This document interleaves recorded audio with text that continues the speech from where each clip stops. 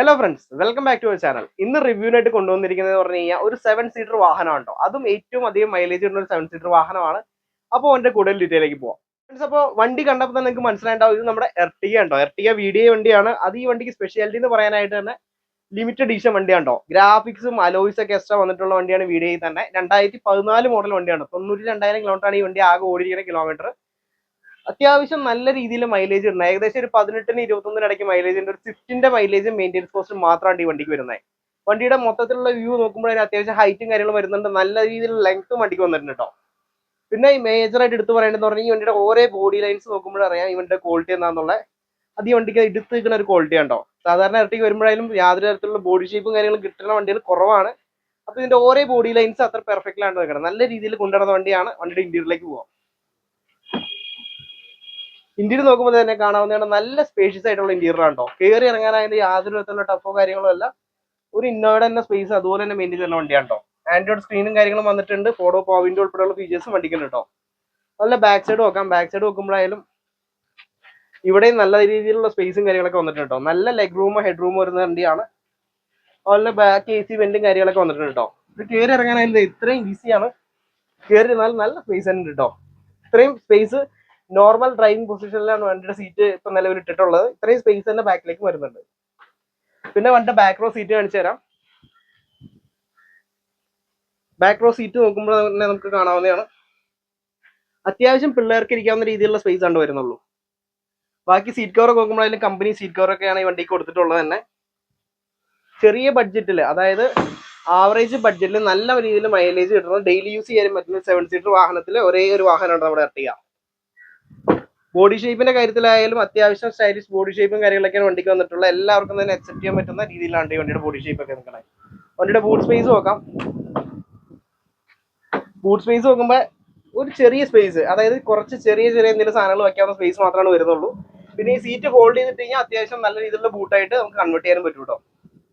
പിന്നെ ഇതിന്റെ ആക്സറീസ് സാധനങ്ങളും ജാക്കൊക്കെ വയ്ക്കാവുന്ന സ്പേസ് ആണ് ഈ വരുന്നത്. അതുപോലെ ഇതിന്റെ ബാക്ക് ഡോർ നോക്കുമ്പോഴായാലും അത്യാവശ്യം ഹെവി ബാക്ക് ഡോർസും കാര്യങ്ങളൊക്കെയാണ്. നല്ല ക്വാളിറ്റിയുള്ള മെറ്റീരിയലാണ്. 2014 ആയാലും നല്ല ക്വാളിറ്റിയുള്ള മെറ്റീരിയലാണ് മാറ്റി യൂസ് ചെയ്തുകൊണ്ടിരുന്നത്. ഇതിന്റെ ഗ്രാഫിക്സ് ഒക്കെയാണ് ഈ സ്പെഷ്യൽ എഡിഷനിൽ എക്സ്ട്രാ എടുത്ത് പറയുന്നത് കേട്ടോ. പിന്നെ അലോയ്സ് ഒക്കെ ആയാലും സ്റ്റൈലിഷ് അലോയ്സ് ആണ് വന്നിട്ടുള്ളത്. ടയർ സൈസ് നോക്കുമ്പോഴായാലും 15 ഇഞ്ച് ടയറാണ് വരുന്നത്. അതുപോലെ തന്നെ ഇത് 80% ടയറും കാര്യങ്ങളൊക്കെ നിലവിൽ ബാക്കിയുണ്ട് കേട്ടോ. അത്യാവശ്യം ടയർ മാറുമ്പോഴായാലും ഓവർ കോസ്റ്റ്ലി ആയിട്ടുള്ള ടയേഴ്സ് ഒന്നും അല്ല. ആവറേജ് കോസ്റ്റിൽ നമുക്ക് ടയർ ചേഞ്ചും കാര്യങ്ങളൊക്കെ ചെയ്യാൻ പറ്റും. ഫ്രണ്ട് സൈഡ് നോക്കുമ്പോഴായാലും ഒരു സിമ്പിൾ ഡിസൈൻ ഉണ്ട് വണ്ടിക്ക് വന്നിട്ടുള്ളത്. വീഡിയോ ചെയ്തുകൊണ്ട് തന്നെ ഫോഗ് ലാമ്പും കാര്യങ്ങളൊക്കെ വന്നിട്ടുണ്ട് വണ്ടിക്ക്. വണ്ടിയുടെ എഞ്ചിൻ റൂം നോക്കാം കേട്ടോ.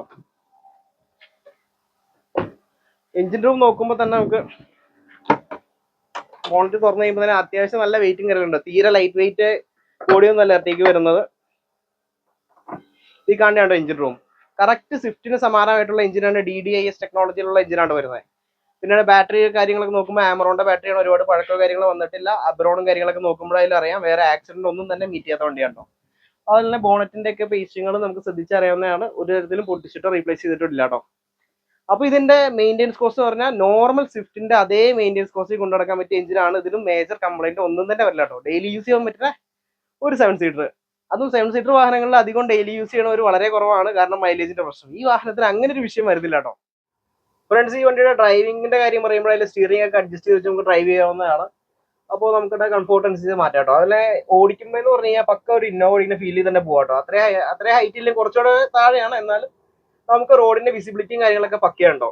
അതുപോലെ ഓടിക്കാനായാലും യാതൊരുവിധ ബുദ്ധിമുട്ടോ കാര്യങ്ങളോ ഇല്ല. ഈസി ആയിട്ട് ലേഡീസിനായാലും ഹാൻഡിൽ ചെയ്യാവുന്ന വണ്ടിയാണ്. ഡീസൽ വണ്ടിയായിട്ടുള്ള യാതൊരു ടഫ്നെസ്സോ കാര്യങ്ങളോ വണ്ടിക്ക് വന്നിട്ടില്ല. 7 സീറ്റർ ആയതുകൊണ്ട് തന്നെ നമുക്ക് ഫാമിലി ആയിട്ട് ട്രിപ്പ് പോകാൻ ഈ വണ്ടി ഒരു പെർഫെക്റ്റ് വണ്ടിയാണോ. യാതൊരു തരത്തിലുള്ള ബോഡി റോളിങ്ങോ കാര്യങ്ങളോ ഒന്നും ഈ വണ്ടി കിട്ടില്ല.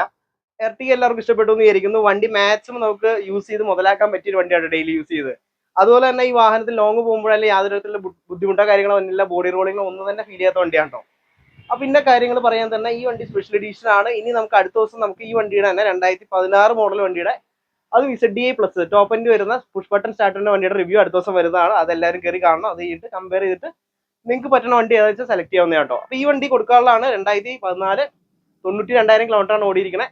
ഇതിന്റെ റേറ്റും ഡീറ്റെയിൽസ് ഒക്കെ ഡിസ്ക്രിപ്ഷൻ ബോക്സിൽ കൊടുത്തിരിക്കാം കേട്ടോ. അപ്പോൾ ഓക്കെ, താങ്ക് യു.